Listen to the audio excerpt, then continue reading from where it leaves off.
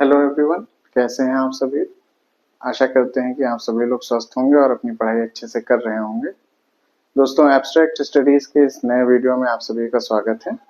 जैसा कि पिछले वीडियो में हमने बात की थी मुक्त व्यापार समझौता EFTA और भारत के मध्य में जो TAPA एग्रीमेंट हुआ है उसके बारे में हमने बात की थी और हमने ये जाना था कि फ्री ट्रेड एग्रीमेंट किस तरीके से प्रभावी हैं दो देशों के मध्य होने वाले व्यापार में।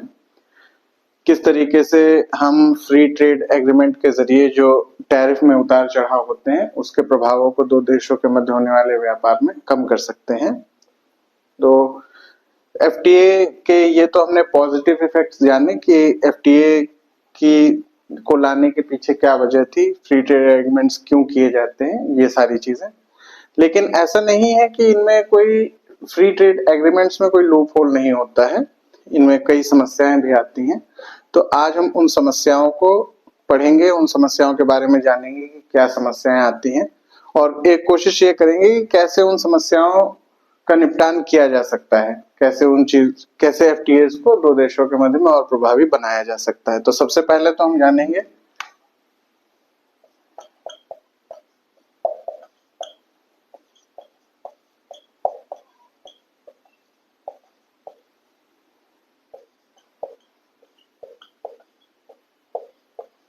FTA से जुड़ी प्रमुख समस्याएं।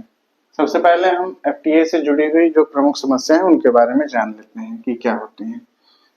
जैसा कि FTA से जुड़ी हुई जो सबसे पहली जो समस्या हमारे सामने आती है वह आती है ट्रेड डेफिसिट की।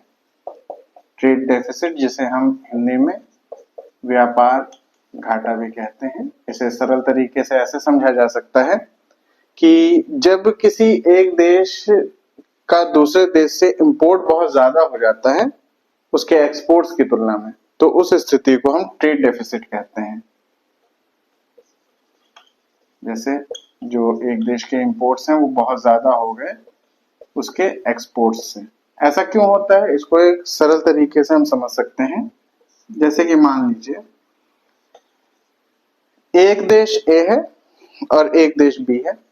हम ये मान लेते हैं कि A और B के मध्य में एक फ्री ट्रेड एग्रीमेंट है जिसके तहत A B से गुड्स एंड सर्विसेज ले सकता है बड़ी ही आसानी से। तो एक देश A है जिसके पास में गुड्स एंड सर्विसेज की जो रिक्वायरमेंट है वो एक सीमित मात्रा में ही है और उस सीमित मात्रा से भी काफी हद तक ये B से इंपोर्ट कर ले रहा है। अब जब A के पास में गुड्स एंड सर्विसेज की सीमित मात्रा है और ज्यादातर उसमें से गुड्स एंड सर्विसेज वो B देश से इंपोर्ट कर ले रहा है, तो A के पास में गुड्स एंड सर्विसेज के प्रोडक्शन की उतनी नीड नहीं रह जाती है जितनी वास्तविक उसको जरूरत होती है।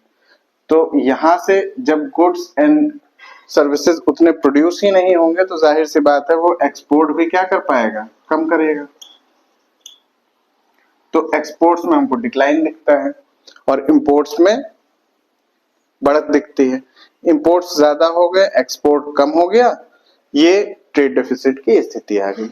दूसरा प्रभाव, इसका दूसरा प्रभाव पड़ता है MSME सेक्टर पे। जो medium small and micro enterprises हैं उनके ऊपर हमको FTA का सीधा सा प्रभाव देखने को यह मिलता है कि ज्यादातर जो हमारे प्रोडक्ट्स हैं, जो गुड्स हैं, जो सर्विसेज हैं, वो हम बाहर से इंपोर्ट कर लेते हैं क्योंकि वो हमको उनके प्रोडक्शन की तुलना में हमको इंपोर्ट करना सस्ता पड़ता है। तो हम इंपोर्ट जब कर लेंगे तो MSME जो प्रोडक्शन कर रहा था उस प्रोडक्शन की उतनी रिक्वायरमेंट नहीं रह जाती है और वो उस स्केल पे प्रोडक्शन नहीं कर पाते हैं जो उनके सर्वाइवल के लिए जरूरी है। तो इस तरीके से MSME के ऊपर एक निगेटिव प्रभाव पड़ता है फ्री ट्रेड एग्रीमेंट्स का। तीसरा जो FTA की एक समस्या है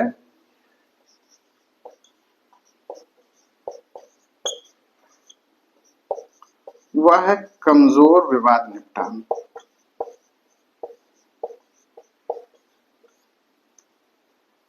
कल जो हमने EFTA और भारत के मध्य में हुआ trade and economic partnership agreement पढ़ा उससे पहले भारत और आसियान के मध्य में एक AFTA हो चुका है, ASEAN free trade agreement, ASEAN India free trade agreement. उसमें हमने एक चीज पाई कि भारत और आसियान के मध्य में दो चीजें, एक था पाम ऑयल और दूसरा था मशीनरी। इन दो चीजों के इंपोर्ट और एक्सपोर्ट को लेके कुछ विवाद हुआ।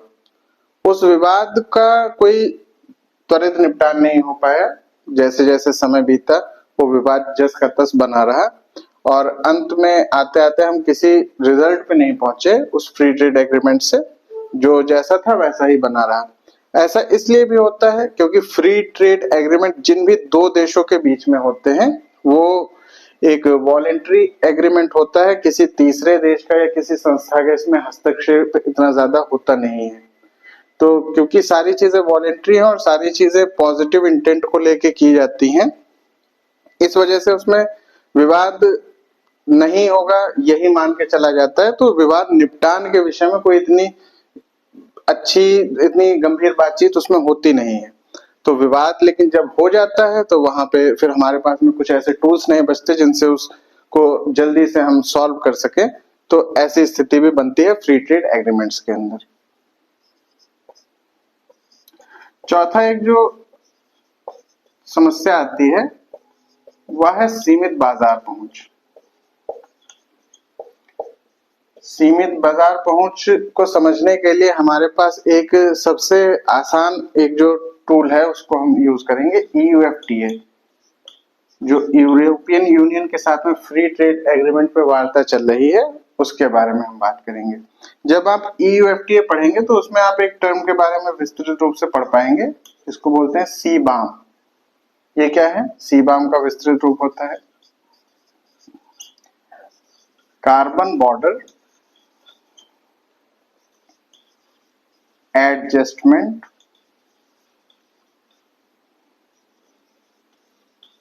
मैकेनिज्म। इस टर्म का मतलब है ये एक इस प्रकार की नीति बनाई गई है यूरोपियन यूनियन द्वारा जो कार्बन के फुटप्रिंट को मैनेज करने के लिए, एडजस्ट करने के लिए काम में लाई जाती है।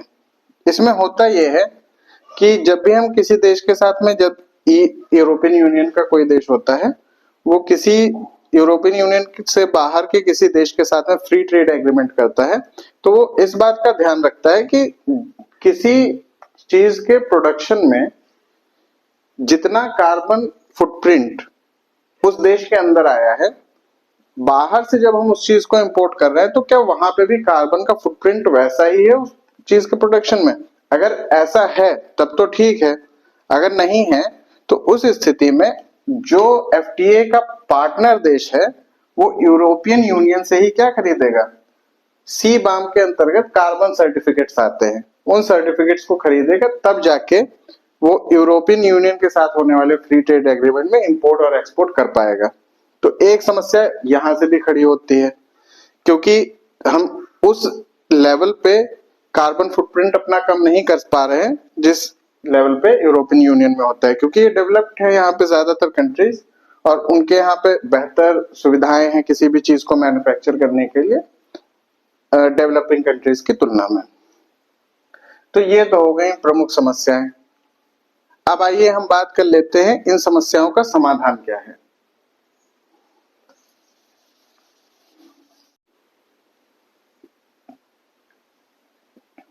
आइए अब हम बात कर लेते हैं कि FTAs में जो हमको चुनौतियां देखने को मिली हैं उनके समाधान के विषय में बात कर लेते हैं। सबसे पहला इसका समाधान है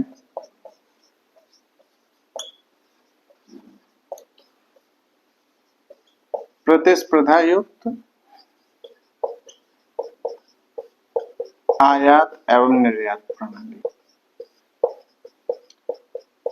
जब हम FTAs साइन करते समय कंपटीशन वाली आयात निर्यात प्रणाली पे ध्यान देंगे तब बहुत हद तक हम जो विवाद होते हैं जिनके लिए रिट्रेसल्स चाहिए होते हैं, जो ट्रेड डेफिसिट होता है, उन सब चीजों से हम समाधान प्राप्त कर सकते हैं। इसीलिए आयात निर्यात प्रणाली में प्रतिस्पर्धा का होना बहुत आवश्यक है।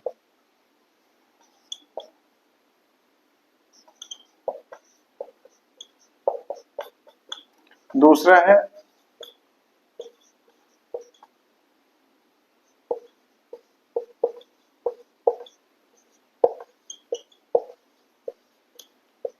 एमएसएमई सेक्टर में जो भी हमारे पास गुड्स हैं, जो प्रोडक्ट्स हैं, उनको हम एफटीएज में शामिल करें। उससे भी काफी हद तक जो एमएसएमई सेक्टर वाली समस्या उत्पन्न होती है कि इनको ग्रोथ का प्रॉपर मौका नहीं मिल पाता, उस चीज को भी हम काफी हद तक रिजॉल्व कर सकते हैं।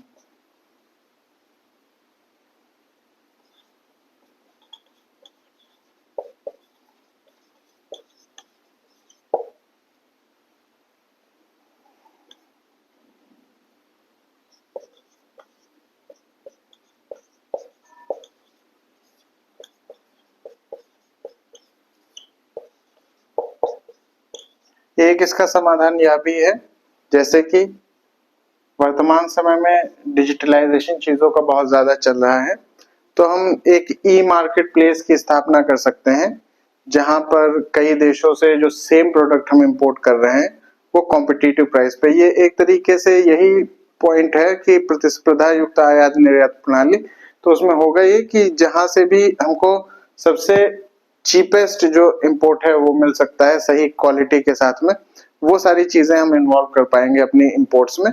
तो उसमें कई फैक्टर बन जाएंगे कि कई मायनों में हमारे जो इंपोर्ट्स होंगे वो बेनिफिशियल हो सकते हैं, और ये संतुलित भी करेगा जो हमारे इंपोर्ट्स और एक्सपोर्ट्स में जो डिसबैलेंस होता है उसको ये ई मार्केट प्लेस काफी हद तक सॉल्व करने में सक्षम है। तो ये हमारा एफटीए का टॉपिक यहाँ पे पूरा होता है। ईएफटीए इंडिया, टेपा और एफटीए वाला जो टॉपिक था। तो दोस्तों इसमें जो भी चीजें थी एफटीए से रिलेटेड, टेपा से रिलेटेड और ईएफटीए इंडिया से रिलेटेड, वो हमने बातचीत की। जो चुनौतियां हमारे सामने आती हैं एफटीए को लेकर, उनके बारे में बातचीत की। जो उनके समाधान हो सकते हैं उनके बारे में हमने यहाँ पे बात की।